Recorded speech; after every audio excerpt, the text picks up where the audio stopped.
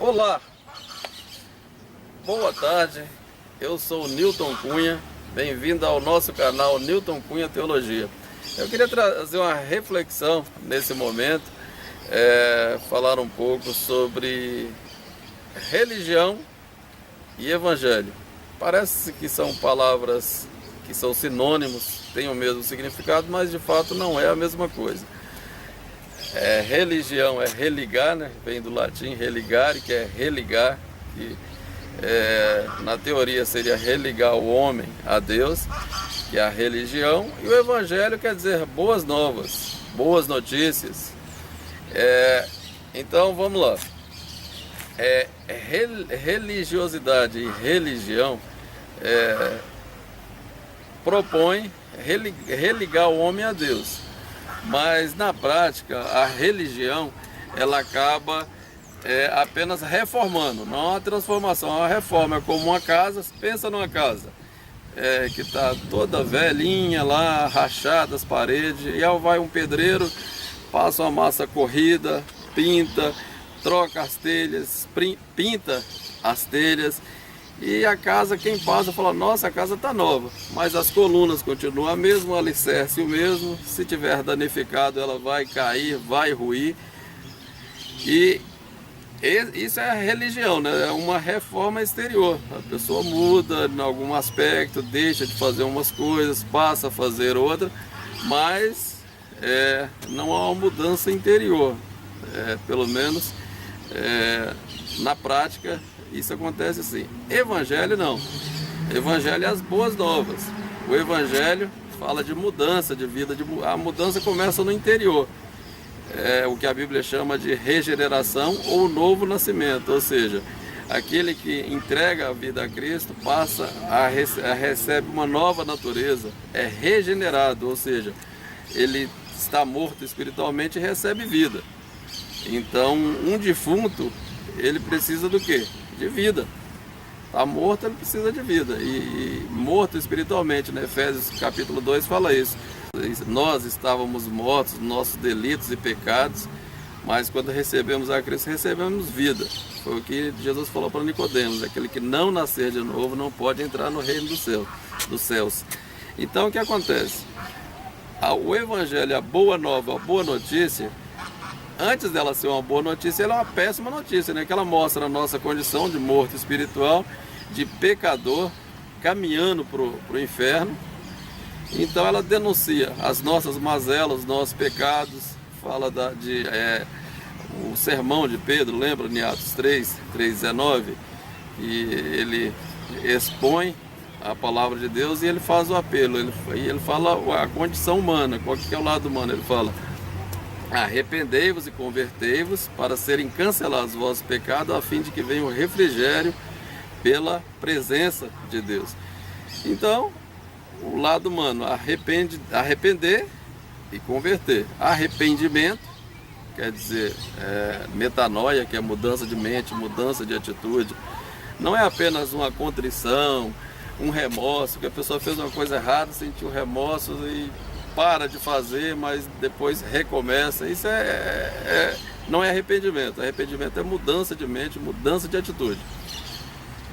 Arrependei-vos e convertei-vos. Converter é você estar caminhando numa direção, mudança de rota, meia volta. Então voltar-se para Deus. Então não precisa se arrepender dos seus pecados e voltar para Deus. Esse é o lado humano. Aí vem um lado divino, que é o refrigério pela presença de Deus, cancelar o pecado, depositar esse pecado na cruz do Calvário e nos dá uma nova natureza, nos dá uma atitude nova, nos dá o Espírito Santo. O Espírito Santo ele vem para convencer o homem do pecado, da justiça, do juízo. Então, o Evangelho propõe não uma reforma, mas uma transformação, um novo coração. Lembra do profeta da velha aliança que falava: falando em nome de Deus, eis que eu vos tirarei o coração de pedra e vos darei o coração de carne. Quando fala do coração de pedra, obviamente que é um sentido metafórico, falando de uma nova condição de buscar a Deus. Vos darei um coração de carne, uma atitude para buscar a Deus. Então, ele nos tira essa natureza perversa, aliás, nos tira não, na verdade, o novo nascimento, essa nova natureza não é uma substituição da velha, é um acréscimo. A gente continua com a natureza adâmica de Adão, que a Bíblia chama de carne, que é a natureza pecaminosa, e agora a gente recebe a nova natureza, que é a natureza de Cristo. Por isso que Paulo fala em Gálatas, né, que as duas naturezas elas estão em constante conflito. A natureza de Adão e a nova natureza. E a gente deve crucificar a velha natureza com oração, jejum, buscando a Deus. Esse é o Evangelho de Cristo.